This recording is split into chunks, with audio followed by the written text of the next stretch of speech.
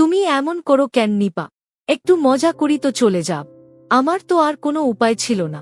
তারপর আমার বাধ্য হয়ে তার সাথে এসব করতে হয়েছে। আমাকে কিছুদিন পর দেখলাম আরও নতুন নতুন লোকের আমদানি বিষয়। আমার কাছে খুবই খারাপ লেগেছিল, কিন্তু আমার তো আর কোনো উপায় ছিল না। বাধ্যতামূলক হয়ে আমি ভিন্ন জগতের প্রতীক হয়ে গেলাম। মানুষ থেকে অমানুষে পরিণত হলাম।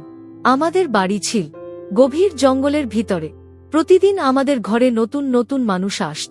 ভিন্ন রূপে অনেক টাকার ছড়াছড়ি হতো আমার ঘরে। তারপর আমায় আমার বর বলল, এভাবে টাকা জমালে আর 1 বছরের মধ্যে টাকা জোগাড় হয়ে যাবে। সেদিন নিজের উপর অনেক ঘৃণা চলে আসলো। তা বলার মতো না। এরকম অমানবিক নির্যাতন কত সহজে করা যায়। আমি যখন 10ম শ্রেণীতে পড়ি, প্রায় প্রতিদিনই আমার ছোট ভাই আমার সাথে খারাপ আচরণ করার চেষ্টা কর।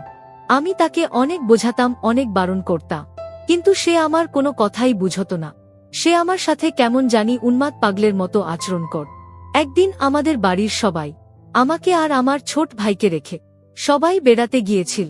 আমারও পরীক্ষা ছিল, তার পরীক্ষা ছিল, যে কারণে সে আর আমি যেতে পারি নাই। কিন্তু এই সুযোগে আমার ছোট ভাই ঘরের দরজা বন্ধ করে আমার সাথে যা করল, তা শুনলে বন্ধুরা তোমাদের মাথা ঘুরে যাবে। হ্যালো বন্ধুরা, আমি নিপা। আমি যখন খুব ছোট তখন আমার বাবা মারা যায়। আমার মা অন্য আরেকজনকে বিয়ে করে। সেই ঘরে আমার ছোট একটি সৎভাই ছিল। ছোট ভাই আমার সাথে সবসময় খারাপ আচরণ করার চেষ্টা কর। ব্যাপারটা আমার ভাল লাগত না, আর ভয়ে কাউকে কিছু বলতেও পারতাম না। আমি ব্যাপারটা আমার মাকে বলি, মা উল্টে আমায় বকা দে। তারপর থেকে আমি ভয়ে কাউকে কিছু বলিনি। 8ম শ্রেণীতে ওঠার পর একদিন বাড়িতে কেউ ছিল না। ওই সবাই দাওয়াত খেতে গেছে। সেই সুযোগে ছোট ভাই কোথা থেকে এসে আমার উপর পশুর মতো ঝাঁপিয়ে পড়ল। আমার চিৎকার দিয়েও কোনো রক্ষা হল না। এরপর থেকে ছোট ভাই প্রায় সময় আমার উপর ঝাঁপিয়ে পড়, আর মাঝে মাঝে ছোট ভাই আমাকে টাকা দিত। যখন আমি কলেজে উঠলাম, তখন বুঝতে পারলাম আমি কনসিভ হয়ে গেছি। যখন আমি কনসিভ করি তখন ব্যাপারটা বুঝতে পারিনি। আমি আর ব্যাপারটা আরও পরিষ্কারভাবে বুঝতে পারি ক্লাস 9-এর শারীরিক শিক্ষা বই থেকে। আমার তখন মাথা ব্যথা, বমি ভাবছিল, কিছু খেতে পারতাম না। আর ব্যাপারটা যখন বুঝতে পারে, তখন মা আমাকে জিজ্ঞেস করে, কি হয়েছে তোর? আমি কিছুই বলি না। অবশেষে মাকে ব্যাপারটা বলতে আমি বাধ্য হয়েছি। আমার মুখ থেকে মা এরকম ধরনের কথা শুনে অবাক হয়ে গেল, আর আমাকে অনেক বকাবকি করতে শুরু করল। এর আগে আমি আর আমার ভাইকে ব্যাপারটা বলেছিলাম, কিন্তু বিশ্বাসে কোনো মানে নেই নাই। মা এসব কথা শোনার পর মা আমার ভাইকেও এ ব্যাপারটা নিয়ে জিজ্ঞাসাবাদ করে। সে উল্টো আমাকে অত্যাচার করে বলে, এটা আমার না। আমি বললাম, এত বছর ধরে আমার সাথে সম্পর্ক করলেন যে আমি সবাইকে বলে দেব। সে আমাকে হুমকি দিয়েছে, বল তোর খবর আছে। আমিও ভয় পেয়ে যাই। এসব কথা শোনার পর মা আমাকে অনেক মারধর করে। ব্যাপারটা গোপন রাখে বাবা ভাইদের কাছ থেকে, আর বলে এটা কার বাচ্চা, কার থেকে পাপ আমার ছেলের উপরে ছেড়ে দিয়েছি, আরও অনেক কথা। পরে মা বাচ্চাটা গোপনে নষ্ট করে ফেলে। তারপর আমাকে আর স্কুলে যেতে দেয় না। আমি স্কুলে যাওয়ার কথা বলে যেতে হবে না তোর স্কুলে। তারপর মা তড়িঘড়ি করে আমার বিয়ের জন্য বাবাকে বলে, বাবা তো এমনিতেই আমাকে দেখতে পারে না, তাই কোনোরকম চাইছে আমাকে বিদায় করতে, কারণ আমি তো উটকো ঝামেলা। এর মধ্যে আমার ছোট ভাই মালয়েশিয়া চলে যায়। আমি ওই সময় অনেকবার মরতে চেয়েছি, কিন্তু পারিনি। অনেক মানসিক হতাশায় ভুগেছিলাম। এরপর এক ছেলে আসে আমাদের পাশের গ্রামে। বাবা মা কোনো খোঁজ খবর না নিয়ে আমাকে বিয়ে দিয়ে দেয়। কি অদ্ভুত ব্যাপার! বিয়ের দিন আমার কপালে নাকফুল জোটেনি। আমার বাবা বলেছে, পাত্রপক্ষের কাছে আমার বাবা বলেছে, আমি তার কোন মেয়ে না, আমি তাদের বাসায় কাজের মেয়ে। তাদের বাসায় আমি থাকি। ছোটবেলা থেকেই তারা আমাকে মেয়ের মতোই দেখে, এবং এভাবেই তারা আমাকে মানুষ করেছে। আমার সৎ বাবার মুখে এরকম কথা শুনে কষ্টে আমার বুকটা ফেটে যাওয়ার মতো অবস্থা হয়েছিল। যাই হোক, শ্বশুর বাড়িতে আসলাম। একদম ভাঙাচোরা ঘর, 1 রুম মাত্র। ঘর দেখে মাথা ঘুরে গেল। আমার বর আমাকে বিয়ে করে নিয়ে এসে কোথায় গেছে সেটাও আমি জানি না। শ্যামলা গায়ের রং বলে যা দেখলাম। আমাকে খাটের উপর বসানো হল। আমার শ্বশুর শাশুড়ি কেউ নেই। আমার বর এতি, তারও কেউ নেই। তার বাবা মা মারা যাওয়ার সময় এই বাড়িটা তাকে দিয়ে গেছে। তার যে কজন আত্মীয় স্বজন আছে, তারা আমার বরকে পরিচয় দেয় না। আমি রাতে বরের অপেক্ষা করতে করতে ঘুমিয়ে গেলাম। সেই রাতে আসলো না। সে এলো ভরে, তাও আবার মাতাল হয়। সে কোনো কিছু বলা ছাড়াই মাতাল হয়ে পাগলের মতো আমার এখানে ঝাঁপিয়ে পড়ল। আমি কাঁদতে লাগলাম। কি হলো আমার কপালে? সারা জীবনেও সুখ পেলাম না। পরের দিন ঘুম থেকে উঠে বাথরুম খুঁজতে লাগলাম। ঘরে আর কেউ ছিল না, তাই তাকেই দেখলাম। সে আমাকে খুব খারাপ ভাষায় গালি দিয়ে বল, ঘুমাতে দে। আমিও আর কিছু বলিনি। ঘরের আশেপাশে কল ছিল না, এখন অন্যের বাড়ি থেকে পানি আনতে হয়। আমি নতুন বউ, কোথায় যাব, কিছুই চিনি না। সেদিন আমার বর দেরি করে ঘুম থেকে উঠে বল, ভাত দাও। আমি ভাত দিলাম। তারপর তাকে বললাম, আচ্ছা বাথরুম কোথায়? সে আমাকে একটি জঙ্গলের ভেতরে নিয়ে গেল। একটি খোলামেলা বাথরুম। কি বল, বাড়ি থেকে অনেক দূরে জঙ্গলের মতো জায়গা। রাত বিরাতে তো আসাই যাবে না, আর বর্ষার সময় ভুলেও না। তারপর সে বাড়ি দেখা, ওখান থেকে পানি আনতে বল, আর রাস্তার পাশে মসজিদের পুকুর থেকে গোসল করতে বল। আমাকে আমার বাপের বাড়ি থেকে কেউ দেখতে আসত না। দিন যেতে লাগল, আর তার অত্যাচার বাড়তে লাগল। অহেতুক গালাগালি করা। আমাকে বিয়ের 6 দিন পরে একদিন রাতে মারতে শুরু করল। সে মদ খেয়ে মাতাল হয়ে আসছে। সে সময়টা কি জঘন্য সময় ছিল বন্ধুরা, তোমাদেরকে বলে বোঝাতে পারবো না। খুব লজ্জা লাগ। অন্যের বাড়ি থেকে পানি আনতে যেতে, তারপর পুকুরে গোসল করতে হতো। আমি 2 দিনেও গোসল করতাম না, লজ্জায়। আর এভাবে খোলামেলা পরিবেশে আমার গোসল করে তো অভ্যাস নেই। আর রাতের বেলায় বাথরুমে যেতাম না। বাথরুমে না যাওয়ার জন্য একদম কম খেতাম। আর তার তো কোনো খবরই থাকত না। সে ঠিকমতো কাজও করত না। একদিন বাজার আনলে 10 দিন আনত না। বিয়ের 1 মাস পর আমাদের বাড়ি যাই। গিয়ে মাকে জড়িয়ে ধরে কান্না করি। আর মা আমাকে বল, এত ঝাং করতে হবে না, অনেক ঢল করেছ বাড়িতে। একদিন থাকার পর বাবা বলল, কি রে যাবি না? বিয়ে দিয়ে দিয়েছি, এখানে কি? শ্বশুর বাড়ি যা। তাদেরকে আমি সবকিছু খুলে বলার পরেও তারা আমাকে কোনোভাবেই বিশ্বাস করতে পারছে না, আর আমাকে বিভিন্নভাবে তিরস্কার করতে শুরু করল। তারপর আমার হঠাৎ বলে উঠল, বিয়ে দিয়েছি, এটাই অনেক। তারপর মাকে বললাম, মা, ওমা, আমি তো তোমার মেয়ে, কেন আমার সাথে এমন করলে তুমি? মা বল, পেট বাঁধানোর সময় মনে ছিল না। আমি এটা বলতে পারলাম না যে বাহিরের মানুষ না, ঘরের মানুষই এই কাজ করেছে। এরপরও সব মেনে নিলাম, আর নিজেই যুদ্ধ শুরু করলাম। শ্বশুর বাড়িতে এলাম, মনোবল আরও শক্ত করলাম। এখানে আমাকে থাকতে হবে।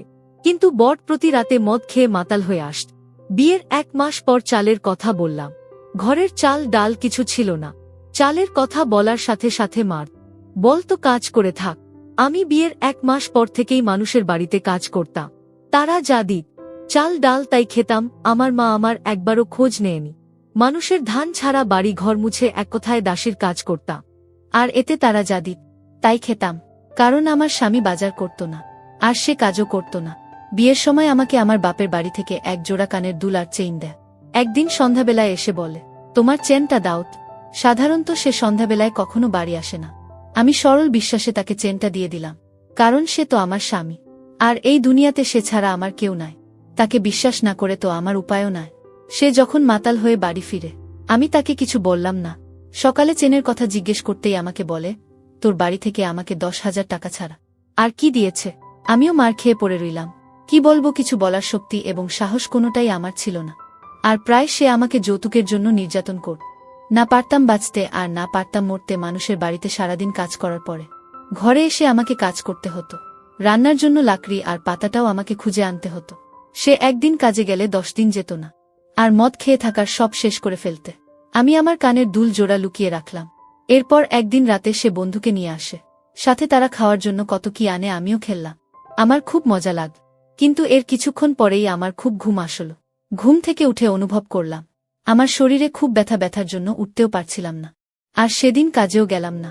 মানুষের বাড়ি থেকে খাবার পানি আনতে গেলে তারা অনেক রকম কথা বলত।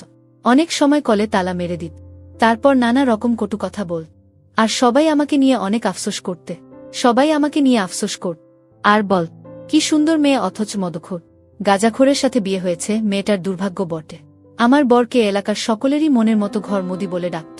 আমার বরের নাম ছিল বাতেন, কিন্তু কেউ তাকে বাতেন বলে ডাকত না। সবাই তাকে মদখোর বাতি বলে ডাকত। এলাকার সবাই তাকে প্রধানমন্ত্রী হিসেবে চিনে। যাই হোক বন্ধুরা, সেই দিন রাতে তার বন্ধুকে নিয়ে আসার পর আমি জানি না আমার সাথে কি হয়েছিল, কিন্তু আমার শরীরের সকালে ঘুম থেকে উঠে প্রচুর ব্যথা হয়েছিল। মনে হয়েছিল আমার সাথে ভিন্ন রকম কিছু হয়েছে। তারপর থেকে প্রায় সময় আমার বরের সেই বন্ধুটা আর সে যেদিন আসত সেদিন আমার খুব ঘুম আসত। তো একদিন সন্ধ্যাবেলায় আমার বরের বন্ধুরা আমার ঘরে আসে, আমাকে খুব খারাপ আচরণ করার চেষ্টা করে। সেটা আমি আবার আমার বরকে বলি। তখন বরের বন্ধু আমায় উত্তর দেয়, প্রতিদিন তো আমি তোমার সাথে এসব করি, তুমি আর কি বুঝতে পারো না, কারণ তুমি ঘুমের মধ্যে থাক, তখন সমস্যা হয় না। আমি আমার বরের বন্ধুর মুখ থেকে এসব কথা শুনে খুব ঘাবড়ে গেলাম, আর বললাম এসবের মানে কি, আপনি এসব কি বলছেন? তারপর বরের বন্ধু আমার বরের সামনে খুব বাজে, খুব নোংরা আচরণ করার চেষ্টা করছে। আমার বর এসব কিছু দেখার পরেও তাকে কিছু বলছে না। তখন আমার চোখ দিয়ে আপনা আপনি জল বেরিয়ে আসছে। তারপরেও আমার স্বামীকে আমি বললাম, দেখো এই লোকটা তোমার সামনে আমাকে আমার সাথে কি রকম নোংরা আচরণ করার চেষ্টা করছে, তুমি কিছু বলামি কাঁদলে আমাকে অনেক মারে, আর বলে সে এমনই এমনই আমায় স্পর্শ করে না, তার জন্য নাকি আমাকে টাকা দেয়। এরপর থেকে বন্ধুটি প্রায় আসত। আমি কোনো রকম প্রতিবাদ করলে আমার স্বামী আমার কোনো কথাই শুনল না, বরং উল্টো আমাকে মারধর করতে শুরু কর। তারপর হঠাৎ আমার বরের বন্ধুর মুখ থেকে কথাগুলো বেরিয়ে আসলো, আমাকে বল, সুন্দরী মা, তোমার বর প্রতিদিন তোমাকে টাকার জন্য মারধর করত, তোমার বর মদ খাওয়ার জন্য টাকা পেত না, আর এজন্য আমি তোমার বরকে প্রতিদিন টাকা দিতাম, কিন্তু তোমার বর আমার টাকা পরিশোধ করতে পারত না বিধায় তোমাকে দিয়ে আমি তা উসুল নিতাম। আর সবচেয়ে বড় কথা হলো নিপা, তোমাকে দেখে আমার খুব মায়া লাগত, তো এই জন্যই তোমার বরকে আমি টাকা দিতাম, বিনিময়ে তোমার কাছ থেকে আমি একটু সুযোগ সুবিধা নেওয়ার আশা। তুমি এমন করো কেন নিপা? একটু মজা করি তো চলে যা। আমার তো আর কোনো উপায় ছিল না, তারপর আমার বাধ্য হয়ে তার সাথে এসব করতে হয়েছে।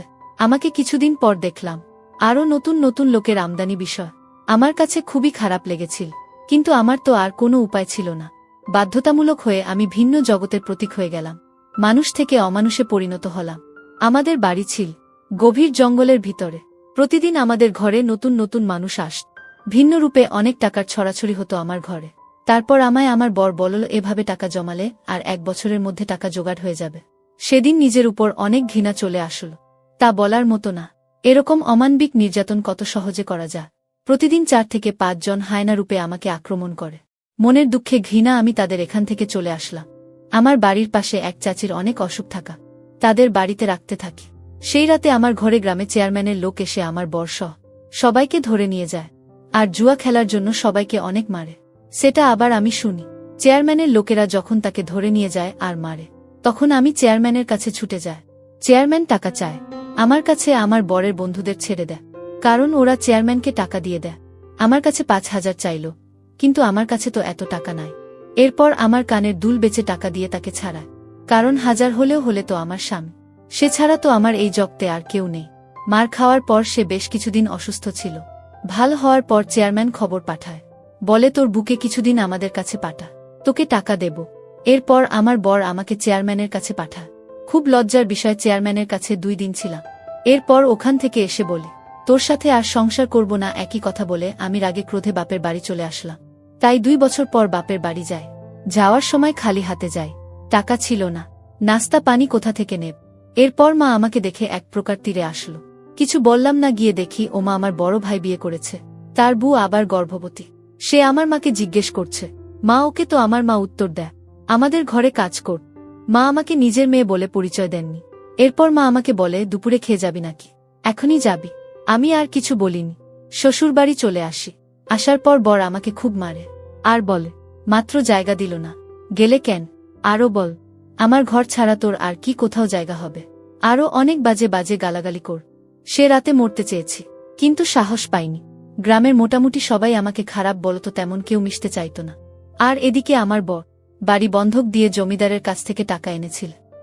জমিদারের লোকেরা আমাকে অনেক গালিগালাজ করে গেল, আর বলে গেল খুব তাড়াতাড়ি হলেও টাকা পরিশোধ করে দিয়ে দিতাম, নিলে তারা তোমাদের বাড়ি দখল নেবে। বোর্ড আসলো, আমি জিজ্ঞেস করলাম, উনাদের টাকা দিলে না? বলল, জুয়া খেলে হেরে গিয়েছি, টাকা নেই, কোথা থেকে দেব? সমস্যা নাই, আজকে 10 জন আসবে, 5 করে দিলে 5,000 হবে। তুই শুধু 2 দিন একটু কষ্ট করবি, তাদেরকে একটু ভালো করে খুশি করবি। বিশ্বাস করো বন্ধুরা, সে রাতে অমানবিক নির্যাতনের শিকার হয়েছি। আমার শরীর অসুস্থ হয়ে পড়ে। আমার বর মানুষটা আমার অসুস্থতা দেখেও রাতে, পরের দিন রাতে আরও 3 জন আন। তারা কোনো কিছুই মানল না। অনেক কেঁদেছি, চিৎকার করেছি, উল্টে অনেকগুলো মার খেতে হলো। আমার বর মাতাল, সে কি বুঝবে? তারপর আর জানি না, নিজেকে হাসপাতালে দেখতে পেলাম। এক আয়া বল, আমাকে নাকি ভোর 4টা বাজে হাসপাতালে এনেছে। অজ্ঞান অবস্থায় আমার বর আসলো। আমি তখনও কথা বলতে পারছিলাম না। সে আমায় বল, নাটক করে উল্টো কত টাকা খরচ করছিস। আমি কেঁদে দিলাম, আর বললাম, তোর বিচার সৃষ্টিকর্তা করবে। একদিন তুই আমার জন্য পাগলের মতো রাস্তায় রাস্তায় ঘুরি, বিকেলের দিকে অবস্থা আরও অনেক খারাপ হয়ে যা। তারপর তার বর এবং বরের কয়েকজন বন্ধু মিলে আমাকে এমার্জেন্সি ভাবে ঢাকা মেডিকেলে পাঠায়। ঢাকা মেডিকেলে ভর্তি করে। আমার বর এবং তার বন্ধুরা সবাই লাফাতে হয়ে যায়। এই খবরটা আমার মা পেল। আমার মা এসে আমাকে একনজর দেখে চলে গেল। আমার অবস্থা একটু উন্নতির দিকে ছিল ঢাকা মেডিকেলে, আর এদিকে আমার বর এবং বরের বন্ধুরা ভেবেছিল যে হয়তো আমি মারা যাব, যে কারণে আমার বর এবং বরের বন্ধুরা আর আমার সাথে কখনো দেখা করেনি এবং তারা সকলেই পালিয়েছিল। আর এদিকে আমার মা ও যে একবার দেখা করে এসেছিল আর আমার কোনো খোঁজ খবরই নেয়নি। এভাবে ঢাকা মেডিকেল দীর্ঘ 1 মাস থাকার পর আমি আস্তে আস্তে একটু সুস্থ হতে শুরু করলাম। সৃষ্টিকর্তার এক বিশেষ কৃপায় আমি আস্তে আস্তে পরিপূর্ণ সুস্থ হয়ে উঠলাম। সুস্থ হয়ে নিজেকে নিজের পায়ে দাঁড়ানোর চেষ্টা করলাম। নতুন করে জীবনটা সাজানোর চেষ্টা করলাম। সম্পূর্ণরূপে ভুলে গেলাম আমি আমার অতীত। কিন্তু ভাগ্যের কি নির্মম পরিহাস, আমার এরকম দুর্ঘটনার পর দীর্ঘ 4 বছর অনেক কঠোর পরিশ্রম করে আস্তে আস্তে আমার অবস্থা উন্নতি করে ফেলি। ঠিক তেমন সময় আমি একটি এরকম সংবাদ শুনলাম, যা শোনার পর আমি আনন্দে নাচতে শুরু করলাম। কারণ আমার স্বামী ভয়াবহ অ্যাক্সিডেন্টে তার সমস্ত দেহ ক্ষতবিক্ষত হয়ে রাস্তায় পড়ে আছে। তার প্রতি আমার মনের ভিতর এমন এক ঘৃণার জন্ম নিয়েছিল, আমি তার লাশটা পর্যন্ত দেখতে যাইনি। একা জীবন, একা কর্ম, একাই সবকিছু। ভালো আছি, অনেক ভালো আছি বন্ধুরা। আমি এখন অনেক সুখে আছি, যে সুখের কোনো সীমা নেই। এরকম পাষণ্ড স্বামী থাকার চেয়ে একা থাকাই উত্তম। শ্রেয়া বন্ধুরা, গল্পটি থেকে তোমরা কি বুঝতে পারলে? আমাকে অবশ্যই তোমরা কমেন্ট করে জানাবে বন্ধুরা। আজকে এই পর্যন্ত, আবারও আসব তোমাদের মধ্যে নতুন কোনো ভিডিও নিয়ে। ভিডিওটি যদি তোমাদের ভালো লাগে তাহলে একটি লাইক দাও। প্রতিদিন আমি তোমাদেরকে করে নতুন গল্প উপহার দিব, তাই তোমাদেরকে অনুরোধ করে বলছি, তোমরা যদি এরকম ধরনের ইন্টারেস্টিং গল্প পেতে চাও তাহলে দয়া করে আমার চ্যানেলটি সাবস্ক্রাইব কর। ভিডিওটি দেখার জন্য তোমাদের সকলকে অসংখ্য ধন্যবাদ।